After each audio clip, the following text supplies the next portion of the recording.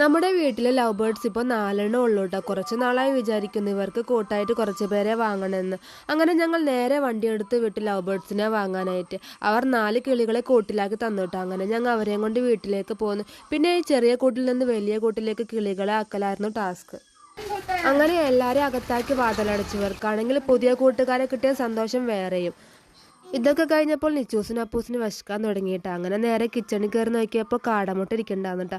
അങ്ങനെ അവനെ നേരെ പുഴുങ്ങാനിട്ടിട്ടുണ്ട് കേട്ടോ.